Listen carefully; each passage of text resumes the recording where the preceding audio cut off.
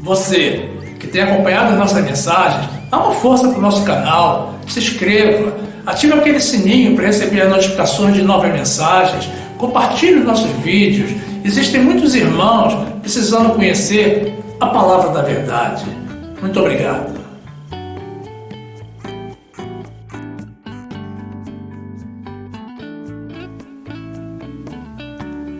Graça e paz, meus amados irmãos, povo que vive em paz com o Senhor.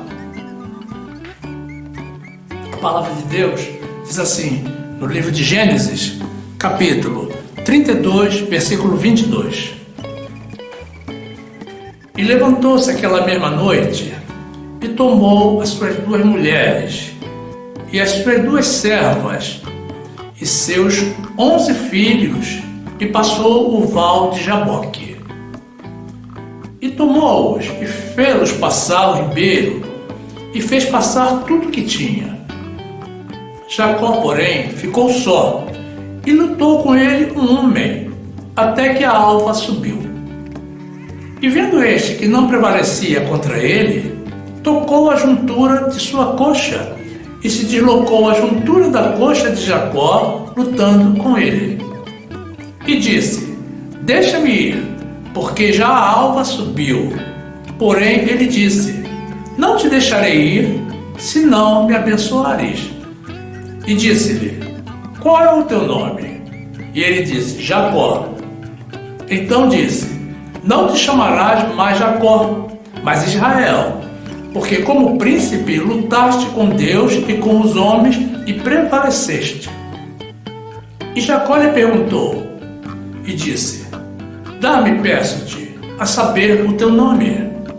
E disse, por que perguntas pelo meu nome? E abençoou ali. E chamou Jacó o nome daquele lugar Peniel, porque dizia, tenho visto a Deus face a face, e a minha alma foi salva. E saiu-lhe o sol, quando passou a Peniel, e manquejava da sua coxa.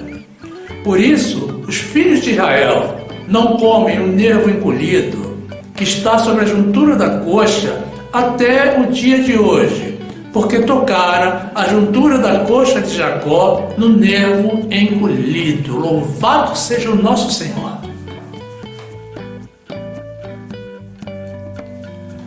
Meu amado irmão, minha amada irmã, que essa palavra traga sabedoria para a tua vida, no nome de Jesus.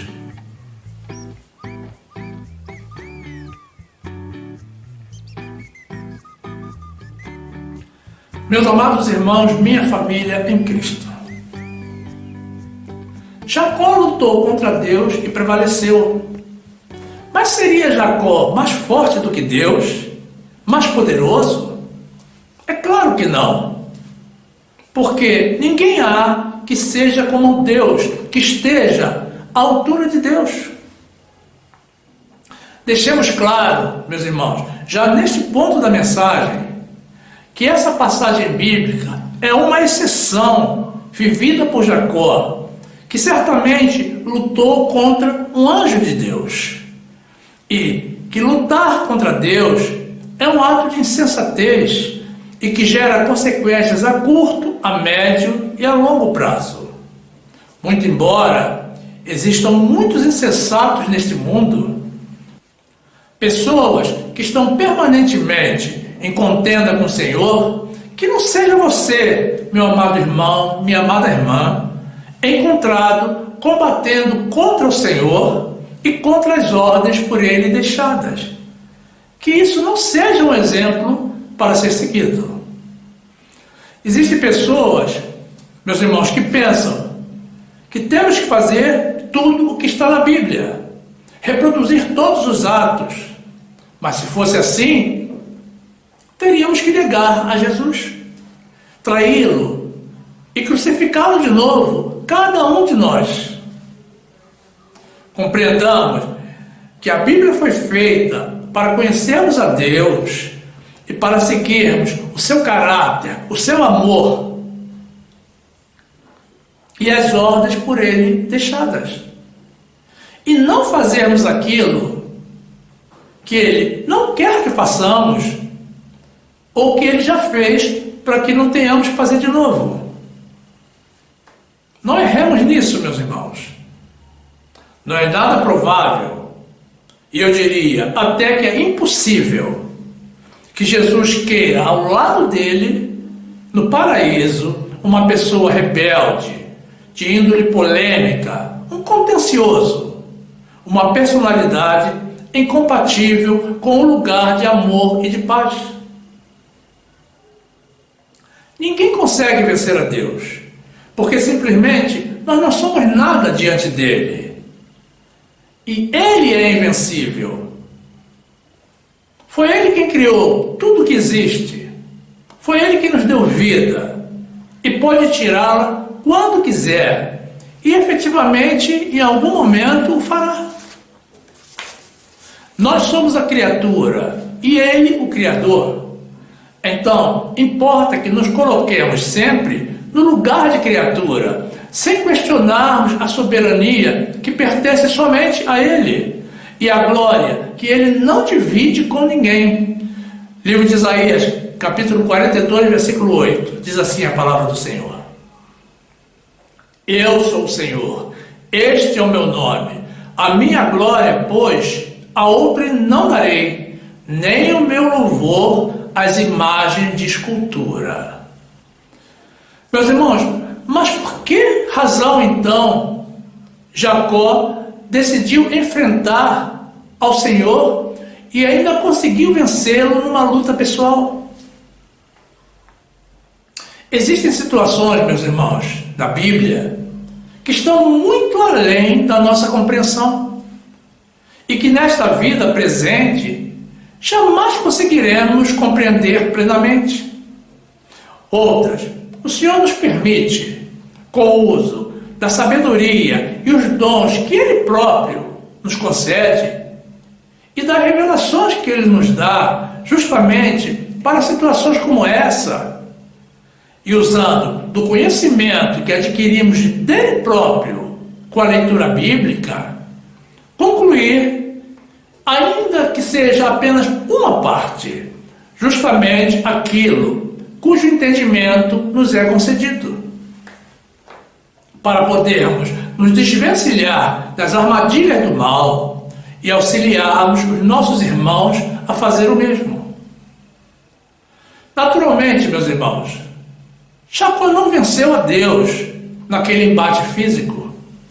Fica evidente, então, que Deus se deixou vencer por Jacó com alguma finalidade específica, já que não existe em toda a Bíblia algum outro registro de um ser humano ou espiritual prevalecendo contra Deus. Mas por que razão Deus faria isso? Precisamos voltar um pouco no tempo, retrocedendo algumas páginas da nossa Bíblia, para podermos ter uma explicação do que ocorreu no Vale de Jaboque. Jacó era assim como seu nome o descrevia, um enganador. E havia enganado ao seu irmão Esaú no passado, roubando dele a primogenitura e a bênção de seu pai Isaque. E Esaú odiou a Jacó pelos seus atos ilícitos e o jurou de morte. E Jacó fugiu da presença de Esaú. Livro de Gênesis, capítulo 25, versículo 31, diz a palavra do Senhor: Então disse Jacó: Vende-me hoje a tua primogenitura. E disse Esaú: Eis que estou a ponto de morrer, para que me servirá a primogenitura? Então disse Jacó: Jura-me hoje. E jurou-lhe, e vendeu a sua primogenitura a Jacó. E Jacó deu pão a Esaú e o guisado de lentilhas, e ele comeu e bebeu, e levantou-se e saiu. Assim desprezou Esaú a sua primogenitura. Depois, em Gênesis 27, 30. E aconteceu que, acabando Isaque de abençoar Jacó, Apenas Jacó acabava de sair da presença de Isaque, seu pai, veio Esaú, seu irmão, da sua caça. E fez também ele um guisado saboroso, e trouxe-o a seu pai, e disse a seu pai: levanta-te, meu pai, e come da caça de teu filho, para que me abençoe a tua honra. E disse-lhe Isaque, seu pai: quem és tu? E ele disse: eu sou teu filho, o teu primogênito Esaú. Então estremeceu Isaque, de um estremecimento muito grande, e disse: quem, pois, é aquele que apanhou a caça e me trouxe? E comi de tudo, antes que tu viesses, e abençoei-o, e ele será bendito. Esaú, ouvindo as palavras de seu pai, bradou com um grande e muito amargo brado, e disse a seu pai: abençoa-me também a mim, meu pai. E ele disse: veio teu irmão com sutileza e tomou a tua bênção. Então disse ele: não é o seu nome justamente Jacó, tanto que já 2 vezes me enganou? A minha primogenitura me tomou, e eis que agora me tomou a minha bênção. E perguntou: não reservaste, pois, para mim nenhuma bênção? Meus irmãos, mas ocorre que 20 anos já se haviam passado, e ao retornar à sua casa, pela primeira vez, Jacó iria se encontrar com seu irmão Esaú, desde a ocorrência desses fatos que acabamos de ver. E sentindo muito medo, orou ao Senhor por livramento da fúria e da vingança de seu irmão. Orou pela sua própria vida. E esses são fatos que antecederam a luta entre Jacó e Deus. Livro de Gênesis, capítulo 32, versículo 9, diz a palavra de Deus: disse mais Jacó: Deus de meu pai Abraão e Deus de meu pai Isaque, o Senhor que me disseste: torna-te a tua terra e a tua parentela, e far-te-ei bem. Menor sou eu que todas as beneficências e que toda a fidelidade que fizeste ao teu servo, porque com meu cajado passei este Jordão, e agora me tornei em 2 bandos. Livra-me, peço-te, da mão de meu irmão, da mão de Esaú, porque eu o temo. Porventura não venha e me fira, e a mãe com os filhos. Meus irmãos, concluímos então, como vimos no trecho inicial, que o encontro de Jacó com Deus e a subsequente luta, que durou toda uma noite, foram um evento elaborado pelo Senhor como uma resposta à oração de Jacó, que com humildade manifestou o seu temor do seu irmão e o arrependimento pelos seus atos praticados no passado. Ninguém permanece da mesma forma ao ter um encontro com Deus. E muitas pessoas têm até mesmo o seu nome trocado por ele por ocasião desse encontro. E Deus permitiu o encontro e aquela luta em Peniel, e que Jacó prevalecesse para mudar a personalidade e trocar o nome de Jacó, o enganador, para Israel, aquele que luta com Deus e prevalece. Ninguém no mundo material ou mesmo no espiritual consegue vencer a Deus. Não obstante, se a Bíblia fosse escrita, meus irmãos, nos dias de hoje, teríamos uma infinidade de nomes de pessoas que enfrentam a Deus das mais variadas formas, com um detalhe em comum: nenhuma prevalece, nenhuma vence a Deus, todas são perdedoras. Algumas o fazem de forma consciente, mas muitas nem sabem que estão em pleno enfrentamento com o nosso Senhor Todo-Poderoso. Mas o fato é que, mesmo assim, eles receberão a punição, o tratamento adequado aos seus atos de rebeldia. São pessoas que desafiam a soberania do Senhor e o desprezam, desviando-se dos seus caminhos de forma obstinada, numa demonstração de soberba, estultícia e de que não são pessoas de Deus. Livro de Provérbios, capítulo 14, versículo 2, diz a palavra do Senhor: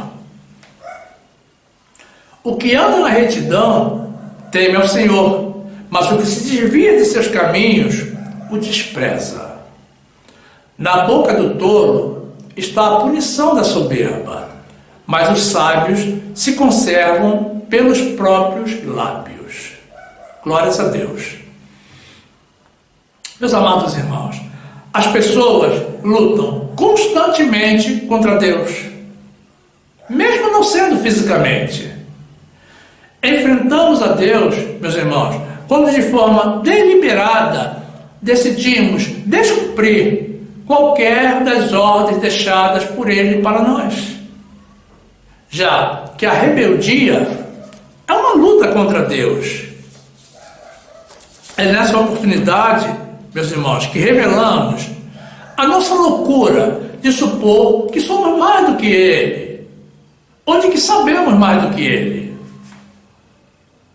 Os primeiros personagens bíblicos que lutaram contra Deus foram Adão e Eva, quando se rebelaram contra a ordem deixada pelo Senhor e sucumbiram à tentação, permitindo a entrada do pecado no mundo. E como consequência, foram destituídos de toda a glória de que desfrutavam no paraíso, inclusive da vida eterna, já que naquela época ainda não havia morte no mundo. E foram também expulsos do paraíso. Lutar com o Senhor sempre gera consequências. E hoje, todos nós somos vítimas do castigo que a eles sobreveio. Livro de Gênesis, capítulo 3, versículo 16, diz assim a palavra do Senhor: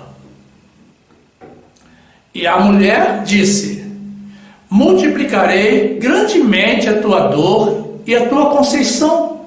Com dor darás à luz filhos, e o teu desejo será para o teu marido, e ele te dominará.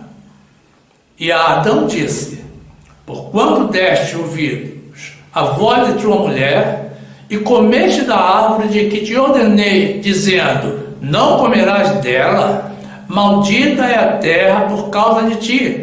Com dor comerás dela todos os dias da tua vida. Espinhos e cardos também te produzirá, e comerás a erva do campo. No suor do teu rosto comerás o teu pão, até que te tornes a terra, porque dela fostes tomado, porque és pó, e em pó te tornarás. Meus irmãos, a história do profeta Jonas é outro registro bíblico de uma evidente luta contra Deus e do consequente fracasso. Jacó lutou contra Deus, mas por iniciativa do próprio Senhor, como já vimos. Vários outros personagens lutaram com Deus, mas todos por rebeldia, como Adão e Eva. E nenhum deles conseguiu prevalecer ou manter o seu ato de desobediência.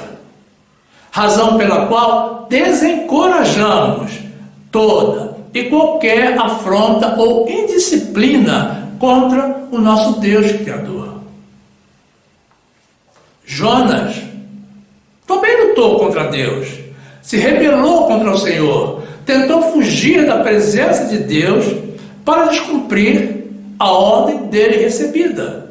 E em consequência disso, foi engolido por um peixe gigante e mantido no seu estômago até o seu arrependimento e o seu pedido de socorro ao Senhor. Livro de Jonas, capítulo 1, versículo 1, diz assim a palavra de Deus: e veio a palavra do Senhor a Jonas, filho de Amitai, dizendo: levanta-te, vai à grande cidade de Nínive e clama contra ela, porque a sua malícia subiu até a minha presença.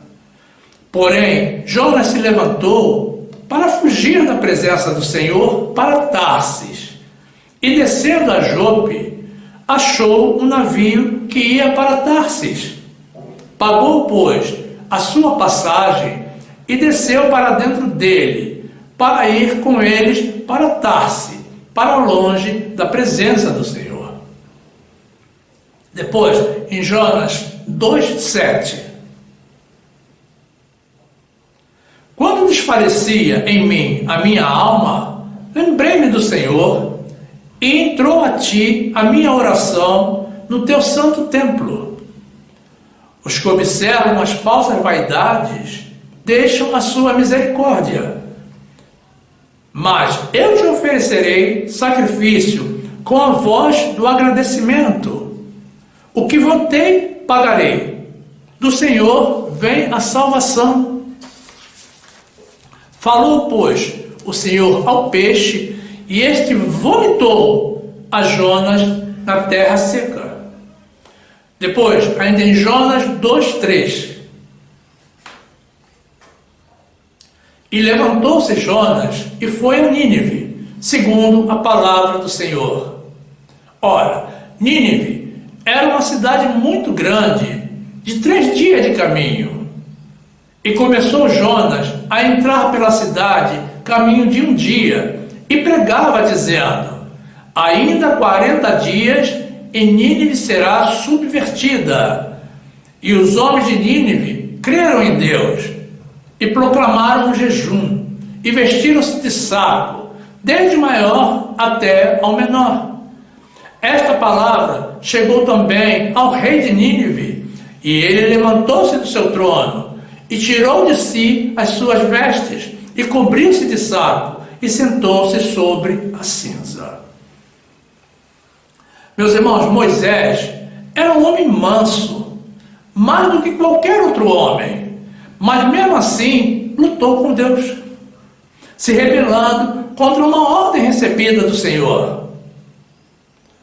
Deus lhe havia dito para que falasse a rocha, ou seja, que usasse a sua fé para tirar água da rocha.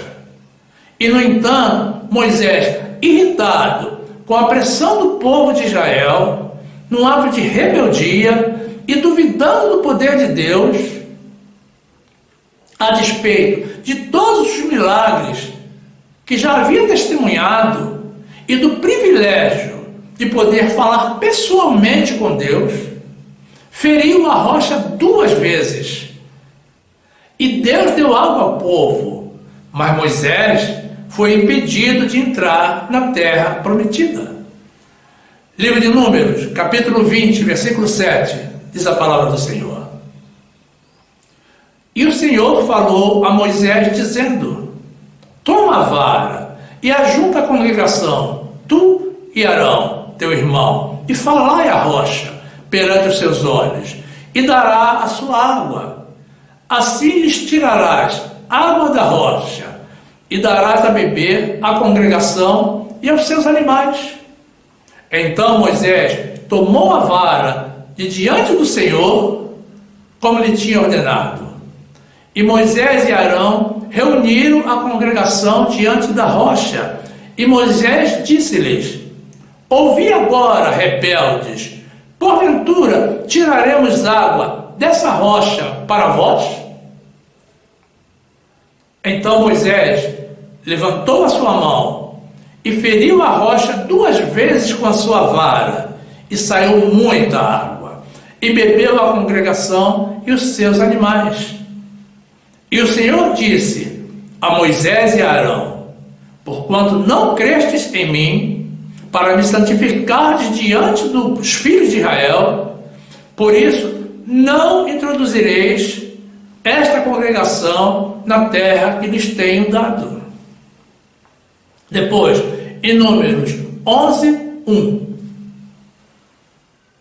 E era o homem Moisés muito manso, mais do que todos os homens que havia sobre a terra. Os israelitas, meus irmãos, também lutaram contra Deus, contra a fé no Senhor, e foram obrigados a vagar pelo deserto por 40 anos, até que toda a congregação dos rebeldes foi tragada pelo deserto e não entrou na terra prometida. Mas mesmo assim, durante esse período, Deus cuidou do seu povo. As roupas deles não envelheceram, nem desbotaram. E mesmo caminhando pela areia do deserto, os pés deles não incharam. Estamos falando, meus irmãos, de 40 anos, não são 40 dias. Alimentos e água não lhes faltou, porque o Senhor supriu toda a necessidade daquele povo. Livro de Deuteronômio, capítulo 8, versículo 2, diz a palavra de Deus. E te lembrarás de todo o caminho pelo qual o Senhor teu Deus te guiou no deserto estes 40 anos, para te humilhar e te provar, para saber o que estava no teu coração, se guardarias os seus mandamentos ou não. E te humilhou, e te deixou ter fome, e te sustentou com maná, que tu não conheceste, nem teus pais o conheceram, para te dar a entender que o homem não viverá só de pão, mas de tudo que sai da boca do Senhor viverá o homem. Nunca se envelheceu a tua roupa sobre ti, nem se inchou o teu pé nestes 40 anos. Sabeis, pois, no teu coração que, como um homem castiga a seu filho, assim te castiga o Senhor teu Deus. Depois, no livro de Hebreus, capítulo 3, versículo 8. Não endureçais os vossos corações, como na provocação, no dia da tentação no deserto, onde vossos pais me tentaram, me provaram, e viram por 40 anos as minhas obras. Por isso, me indignei contra esta geração, e disse: estes sempre erram em seu coração, e não conheceram os meus caminhos. Assim, jurei na minha ira, que não entrarão no meu repouso. Vede, irmãos, que nunca haja em qualquer de vós um coração mau e infiel, para se apartar do Deus vivo. Antes, exortai-vos uns aos outros todos os dias, durante o tempo que se chama hoje, para que nenhum de vós se endureça pelo engano do pecado.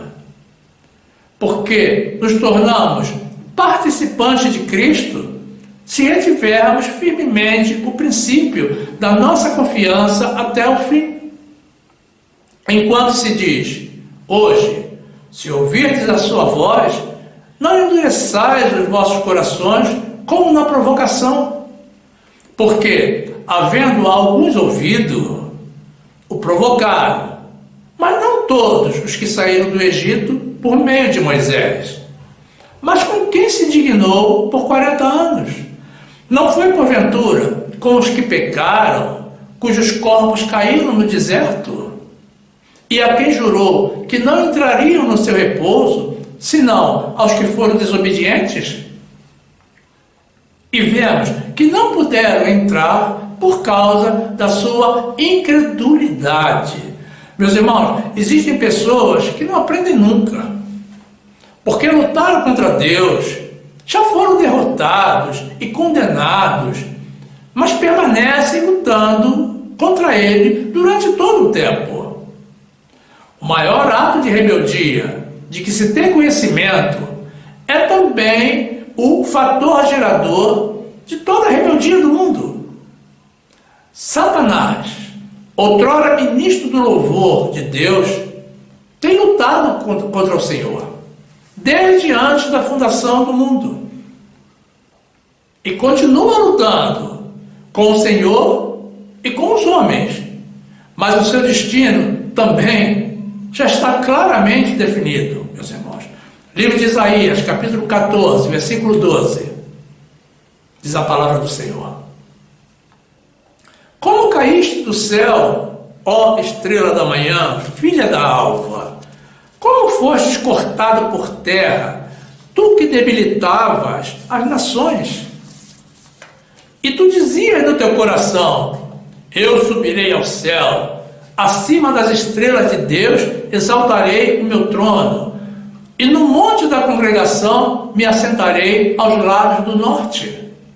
Subirei sobre as alturas das nuvens e serei semelhante ao Altíssimo. E contudo, serás levado ao inferno, ao mais profundo do abismo. Os que te virem te contemplarão, considerar-te-ão e dirão: é este o homem que fazia estremecer a terra e que fazia tremer os reinos? Que punha o mundo como deserto e assolava as suas cidades? Que não abria a casa de seus cativos? Todos os reis das nações, todos eles, jazem com honra, cada um na sua morada. Porém tu és lançado da tua sepultura, como um renovo abominável, como as vestes dos que foram mortos, atravessados a espada, como os que descem ao covil de pedras, como um cadáver pisado. Com eles não te reunirás na sepultura, porque destruíste a tua terra e mataste o teu povo. A descendência dos malignos não será jamais nomeada. Meus amados, independentemente das lutas e enfrentamentos de Deus contidos na história, meus amados, hoje o mundo luta contra Deus. E também muitos crentes estão em contenda permanente com o Senhor nos dias de hoje. Só que as batalhas atuais, meus irmãos, são mais modernas. Quando você se recusa a ir ao culto, você está lutando com o Deus Criador, que quer que nos congreguemos com os irmãos, esses mesmos irmãos com quem passaremos a eternidade, para render louvores, honras e glórias a Ele. As pessoas, meus irmãos, buscam sempre as justificativas mais descabidas para não fazer a vontade de Deus. É um outro compromisso, ou preguiça, ou uma partida de futebol. Por exemplo, se chove, não vai ao culto, mas vai ao trabalho debaixo da chuva. Está resfriado, não vai ao culto, mas não falta trabalho por essa razão. Está cansado, deixa de ir ao culto, mas ao trabalho não falta. Outros, meus amados, ainda mais atrevidos, usam a tecnologia para lutar com Deus, porque preferem ficar pela internet assistindo aos cultos em casa, com as pernas para o alto, como se isso fosse uma postura de reverência diante do Senhor. Existe ainda, meus amados, aqueles que assistem ao culto bebendo ou fumando, alimentando seus vícios. Meu amado irmão, minha amada irmã, onde está o teu coração, aí está também o teu tesouro. Quando você se recusa a devolver os dízimos, que são do Senhor, você está lutando com o Deus provedor. Na verdade, aí não é nem uma luta, é guerra mesmo. As pessoas se intitulam donas de tudo que lhes vem à mão, desconsiderando que é Deus quem nos dá tudo e que Ele quer ver a nossa fidelidade para então nos abençoar poderosamente. Essas pessoas ainda erram porque preferem ajuntar tesouros na terra. Tesouros que ficarão na terra, onde a traça corrói e os ladrões roubam, do que obedecer a Deus e investir na própria vida eterna, onde nem mesmo dinheiro haverá. E essa visão egoísta e imediatista desqualifica, meus irmãos, qualquer pessoa para a salvação. Porque essa pessoa decidiu, nessa vida, lutar contra Deus. Quando você se recusa a perdoar um irmão, ou a pedir perdão por uma falta cometida, ou mesmo a ajudar um irmão necessitado, esse mesmo irmão, criado à imagem e semelhança do Senhor, você está lutando com o Deus de amor. Esse mesmo Deus que nos ordena que amemos a Ele acima de tudo e amemos aos irmãos e perdoemos aos irmãos por qualquer tipo de agravo. É um dilema. As pessoas não entendem e não conseguem liberar o perdão porque estão vivendo na carne. E, consequentemente, meus irmãos, ficam também privados do perdão de Deus e do grande prêmio da vida eterna, junto com o Senhor, no paraíso, onde a carne não entra. Fica claro, então, meus amados irmãos, como conclusão dessa ministração, o que nem mesmo precisaria ser dito de tão óbvio que é: não podemos lutar contra Deus ou contra as ordens dele. E quem ousa fazê-lo precisa saber que as consequências sempre serão desastrosas em qualquer dos casos. Aceitar a soberania de Deus e compreender que as regras por ele estabelecidas não são para nos aprisionar, mas ao contrário, para nos libertar das garras do inimigo e desse mundo ao qual nem mesmo pertencemos, é essencial para mantermos uma relação adequada com Ele, uma relação como Ele espera que tenhamos, uma relação de homem para Deus. O nosso Senhor, meus amados, é maravilhoso, é Pai da eternidade, é Príncipe da paz, e espera ter paz para conosco nesta vida e na vida que nos aguarda no futuro, no lugar de paz, onde somente ingressarão aqueles por Ele selecionados e que certamente já desfrutam da sua paz nesse mundo presente. De nada adianta, meus irmãos, se saudar com a paz, a paz, a paz, mas viver se rebelando contra Deus, lutando contra Deus. O nome disso, meus amados, é hipocrisia. Sejamos humildes, lembrando sempre de que os humilhados serão exaltados e os exaltados serão humilhados. Meus amados, isso é tão certo quanto Deus vive. Fiquemos todos na graça e na paz do nosso Senhor e Salvador Jesus Cristo. Louvado seja o nome do nosso Senhor Jesus. Amém.